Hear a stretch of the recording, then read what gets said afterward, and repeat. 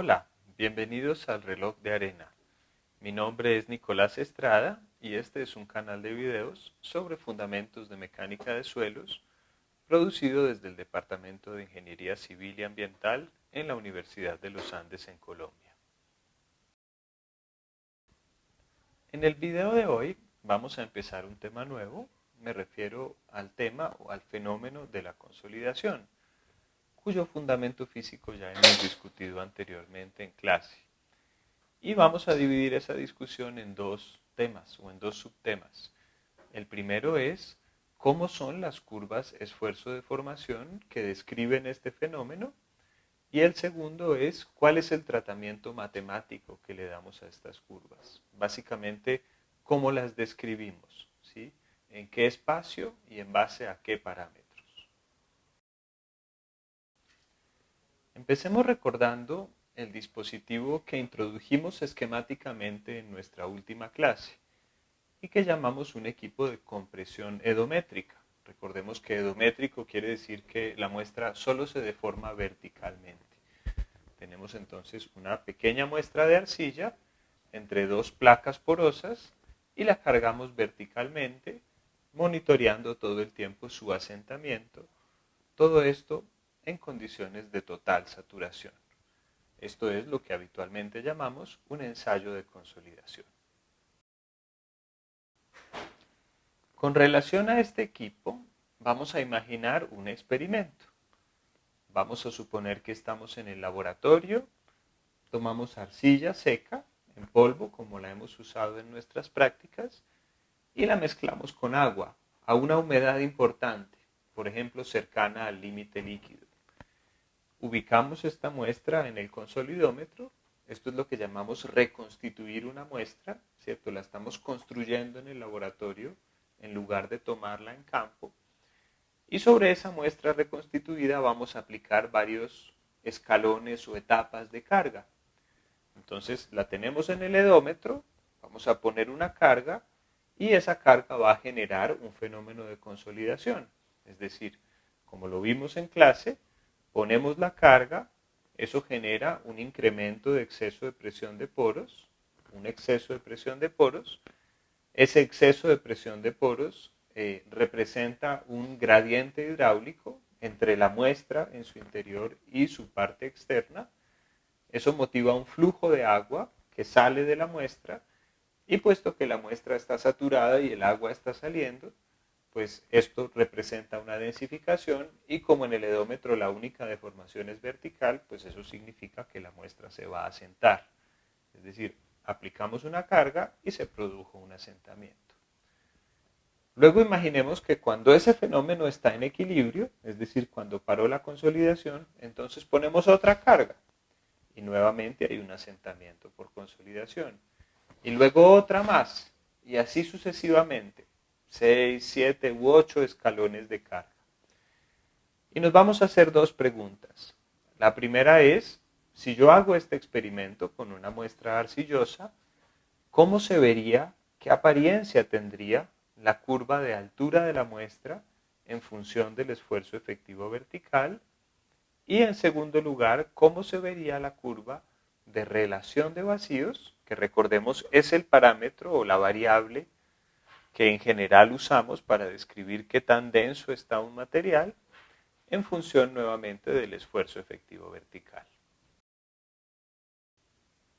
Empecemos con la curva más sencilla de los dos, la altura de la muestra en función del esfuerzo efectivo vertical. Hay varias cosas que sabemos a priori. La primera es que, por supuesto, a medida que vamos aumentando el esfuerzo, la altura de la muestra irá disminuyendo, ¿cierto? A medida que el material se densifica, se consolida o se asienta. El segundo elemento que podemos saber a priori o que podemos deducir es que entre más grande sea el esfuerzo y entre más denso sea el material, más difícil se va a volver seguirlo deformando o más rígido se va a volver el material. Entonces nuestra curva debería ser una curva cóncava hacia arriba. Más o menos algo esquemáticamente así serían los puntos que nos muestran la altura en función del esfuerzo en una secuencia de escalones de carga constantes. Al inicio la muestra se va a deformar muy rápidamente y con una gran deformación porque está muy suelta, y luego la deformación entre carga y carga va siendo progresivamente más pequeña. Uniendo los puntos deberíamos tener una curva que se parece a esta. En segundo lugar, pensemos en la relación de vacíos en función del esfuerzo. Recordemos que la relación de vacíos es el volumen de vacíos sobre el volumen de sólidos. El denominador de ese cociente, el volumen de sólidos, no cambia. Lo único que cambia es el volumen de vacíos, y de ese volumen de vacíos, si lo representáramos en un diagrama de fases, lo único que cambia es su altura, ¿sí? Porque el diámetro de la muestra en un edómetro es constante. Lo que quiero señalar es que la relación de vacíos es una función lineal de la altura de la muestra. Y en consecuencia, la forma de esta curva, relación de vacíos en función del esfuerzo, que es la que vamos a usar, debería ser muy similar a la forma que vemos en la altura en función del esfuerzo. Hagámonos ahora otra pregunta. Ya vimos más o menos cómo se ve la curva cuando la cargamos. Ahora vamos a preguntarnos, bueno, ¿qué pasa si en algún momento, por ejemplo al final de este ensayo que acabamos de hacer, empezamos a disminuir los esfuerzos? Antes los estábamos aumentando. Ahora vamos a quitar una carga, esperamos a que el material se estabilice, luego quitamos la segunda y así sucesivamente vamos quitando cargas en escalones ahora de descarga hasta volver a un esfuerzo nulo. Y la pregunta es entonces, si nosotros hacemos esto, si descargamos la muestra, pues ¿cómo se ve la curva? ¿Cuál sería el comportamiento mecánico que observamos? Por ejemplo, ¿podría esa curva recorrer nuevamente este camino que hemos trazado en rojo, pero ahora hacia la descarga? ¿O debería recorrer un camino de esfuerzo de formación diferente? Lo primero que debemos pensar es que en un ensayo como el que estamos imaginando, cuando estamos comprimiendo esa muestra que reconstituimos en el laboratorio, hay muchos fenómenos que ocurren que representan lo que llamamos fenómenos plásticos, o sea, fenómenos que generan deformaciones que no son recuperables. O sea, piensen, por ejemplo, que al densificar estamos reorganizando las partículas en nuevas posiciones, eventualmente estamos dañando de forma definitiva algunas partículas o algunos aglomerados de partículas, y por supuesto cuando nosotros descarguemos la muestra, pues esas cosas son irreversibles, ¿cierto? Hay cambios que han ocurrido que ya no podemos recuperar. Pero también habrá otros que dependen ya de la deformación o de la interacción elástica entre partículas que sí podemos recuperar al descargar. Entonces, a partir de esta reflexión, pienso que es fácil deducir que cuando descarguemos la muestra, se producirá una expansión, como la que representamos aquí en la curva verde, ¿sí? La relación de vacíos va a aumentar con esa descarga, pero esa expansión, esa recuperación de la deformación, va a ser menor que la deformación que impusimos durante la carga que representamos en rojo. Y entonces podemos distinguir aquí dos tipos de comportamiento diferentes y los dos muy importantes. En una muestra que hemos reconstituido en el laboratorio, cuando cargamos la muestra y recorremos la trayectoria esfuerzo de formación que está representada aquí en rojo, entonces estamos recorriendo lo que llamamos la línea de normal consolidación. También la llamamos la línea NCL, por sus siglas en inglés. Y esta línea NCL es representativa de un comportamiento elastoplástico. Es decir, a lo largo de esa línea están ocurriendo deformaciones elásticas, pero sobre todo están ocurriendo deformaciones plásticas, las dos cosas mezcladas. Luego, cuando nosotros descargamos, estamos sobre una línea diferente, lo que llamamos la línea de descarga y recarga, o línea URL por sus siglas en inglés, y la línea URL es representativa, en cambio, de un comportamiento elástico, ¿sí? Por eso hay menos deformación, porque descargamos y solo estamos viendo la parte de la deformación que es recuperable, que es elástica. Pero eso era una muestra reconstituida en laboratorio, que tiene un comportamiento, digamos, un poco más sencillo que las muestras reales.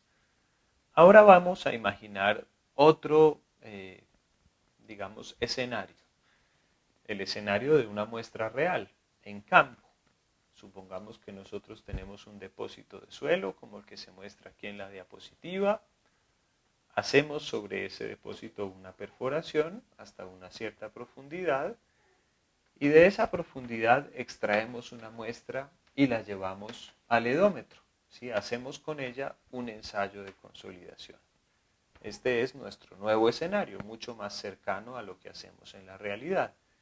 Fíjense que en este escenario teníamos una situación de esfuerzos inicial, sacamos la muestra, es decir, la descargamos y luego la vamos a recargar en el laboratorio en el equipo de compresión edométrica. Y por supuesto ahora vamos a tener una curva de esfuerzo de formación diferente. Como lo señalábamos en la diapositiva anterior, fíjense que la muestra tiene un determinado estado de esfuerzos.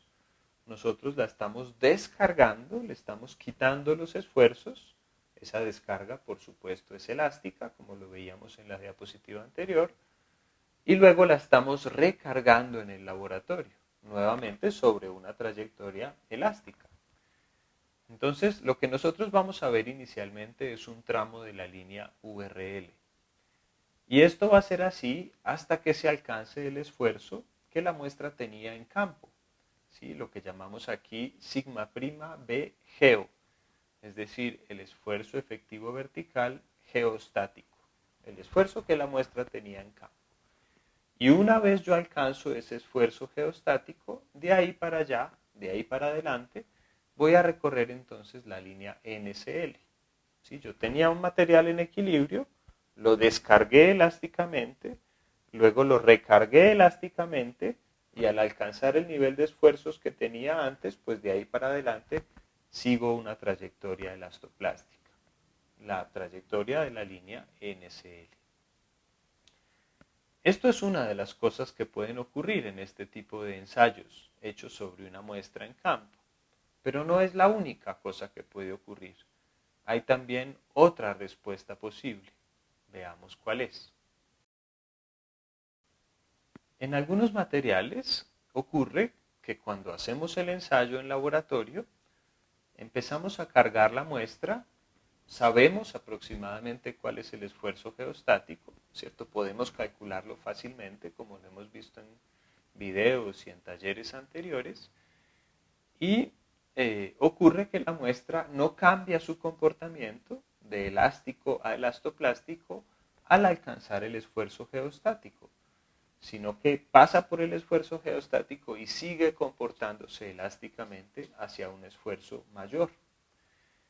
Y luego, en un determinado momento, ocurre esta transición, este fenómeno de fluencia lo llamamos, o de plastificación, ¿sí? La transición entre lo elástico y lo elastoplástico. ¿Esto por qué ocurre?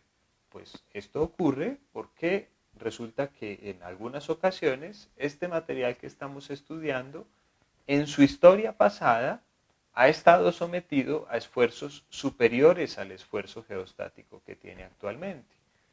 Eso puede pasar, por ejemplo, porque ocurrió un fenómeno erosivo y quitó parte del suelo que había ahí, o porque existió una construcción en el pasado y esa construcción fue demolida y ya no está. En fin, la muestra estuvo en equilibrio con un esfuerzo mayor que el que tiene actualmente, se descargó, luego se ha recargado solo hasta el esfuerzo geostático, pero ella guarda en su memoria ese máximo esfuerzo efectivo vertical que ha soportado en su historia pasada. Y entonces estos dos ejemplos o estas dos situaciones que acabamos de presentar nos muestran que con respecto a la consolidación nosotros podemos distinguir dos tipos de muestras de arcilla.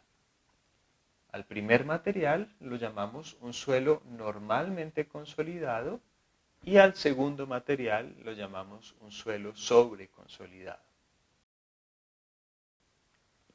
Por materiales normalmente consolidados nos referimos a aquellos suelos como el primer caso que observamos, es decir, suelos que en su historia pasada nunca han soportado esfuerzos efectivos superiores a los esfuerzos que soportan actualmente. ¿Sí? El esfuerzo geostático actual es el máximo esfuerzo efectivo que han soportado en su historia y es el esfuerzo en el cual veremos aparecer el fenómeno de plastificación o de fluencia. El segundo tipo de suelo es lo que llamamos un suelo sobreconsolidado, como el segundo caso que representamos o que describimos. Estos son suelos que en su historia pasada han soportado esfuerzos efectivos superiores a los esfuerzos que tienen actualmente, es decir, han sido consolidados por sobre el esfuerzo que tienen actualmente, por eso los llamamos sobreconsolidados. Y en esos casos, cuando tenemos materiales sobreconsolidados, por supuesto va a ser importante para nosotros saber qué tan sobreconsolidados están, qué tan grande es ese esfuerzo por encima del geostático. Y para describir ese nivel de sobreconsolidación, vamos a usar lo que llamamos el OCR, o la relación de sobreconsolidación del material. La relación de sobreconsolidación es un parámetro adimensional, muy sencillo, pero muy diciente físicamente. Lo que es básicamente la comparación de dos esfuerzos. En el numerador vamos a poner el esfuerzo de preconsolidación, o sea, el máximo esfuerzo que el material ha soportado en su historia pasada, y en el denominador vamos a poner el esfuerzo geostático, el esfuerzo que el material tiene actualmente. Entonces, por ejemplo, si obtenemos un OCR de 3, eso significará que en su historia pasada, este suelo ha estado sometido a esfuerzos efectivos 3 veces más grandes que el esfuerzo que tiene actualmente. Hasta ahora hemos descrito de manera cualitativa cuál debería ser la apariencia de estas curvas, que se muestra en esta figura. Entonces, lo que vemos acá es un ensayo de consolidación con una fase inicial de carga entre los puntos A y B. Se trata de una muestra reconstituida en laboratorio, entonces esta fase por supuesto es de naturaleza elastoplástica. Luego tenemos una fase de descarga entre los puntos B y C, que por supuesto es elástica. Luego una fase de recarga entre los puntos C y D, que necesariamente también es elástica. Y luego a partir del punto D retomamos la respuesta elastoplástica, es decir, retomamos la línea NCL, la línea de normal consolidación. Sin embargo, como se muestra en esta figura, pues la forma de estas curvas es difícil de describir, porque justamente es una curva. Pero resulta que cuando se analizan estas curvas en detalle, se da uno cuenta de algo bien interesante. Y es que la relación de vacíos en función del esfuerzo efectivo vertical presenta lo que llamamos una dependencia exponencial. Es decir, la relación de vacíos puede expresarse como una función exponencial del esfuerzo. Y como en muchas otras curvas que usamos en ingeniería, cuando tenemos algo exponencial, es práctico representarlo en un esfuerzo semilogarítmico, porque entonces pasará a verse como una línea recta. Entonces, lo usual, la forma en la que usualmente vamos a representar las curvas esfuerzo-deformación de los fenómenos de consolidación es la que vemos a la derecha.